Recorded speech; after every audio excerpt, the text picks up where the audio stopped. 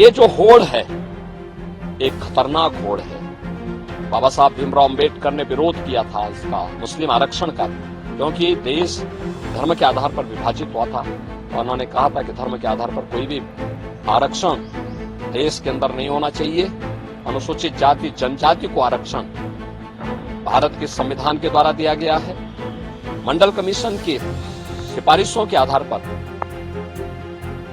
OBC को आरक्षण का लाभ दिया गया है। मुस्लिम आरक्षण असंवैधानिक भी है और अगर इस प्रकार की कुप्रथा को थोपने का प्रयास होगा तो देश की अखंडता के लिए एक चुनौती है। धर्म के आधार पर आरक्षण यह असंवैधानिक है। बाबा साहब भीमराव अंबेडकर जी ने भारत की संविधान सभा में इसका पुरजोर विरोध किया था, लेकिन उस सब के बावजूद कांग्रेस और उसके सहयोगी इंडी गठबंधन से जुड़े हुए दल हैं, इन लोगों में एक होड़ सी लगी है मुस्लिम आरक्षण देने का। और कांग्रेस का इतिहास तो इस मामले में बहुत दागी रहा है। 2006 में जस्टिस रंगनाथ मिश्रा कमेटी गठित करके कांग्रेस ने ओबीसी का हिस्सा काट करके मुस्लिमों को देने का कुत्सित प्रयास किया था जब यूपीए गवर्नमेंट थी। ऐसे ही कांग्रेस ने जस्टिस राजेंद्र सच्चर की अध्यक्षता में कमेटी बना करके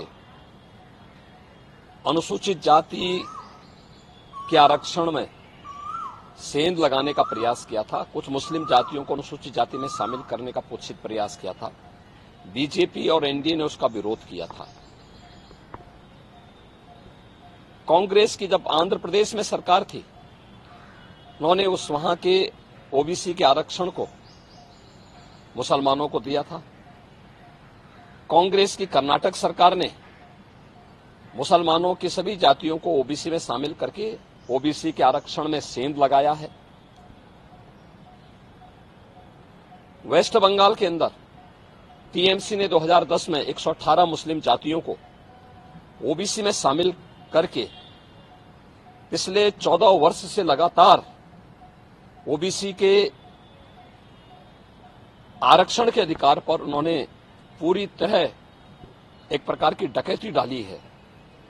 हम धन्यवाद देना चाहेंगे कोलकाता हाईकोर्ट को, जिन्होंने टीएमसी के इस प्रकार के असंवैधानिक कृत्य पर जोरदार तमाचा मारा है और धार्मिक आधार पर आरक्षण असंवैधानिक है बात स्पष्ट कहते हुए उन्होंने सभी मुस्लिम जातियों को इससे बाहर किया है।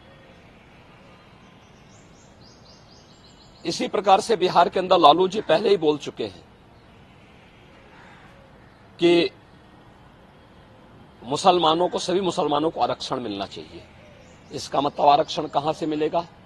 ये आरक्षण यही ओबीसी और एससी एसटी का आरक्षण में से ये बांट करके मुसलमानों को देना चाहते हैं।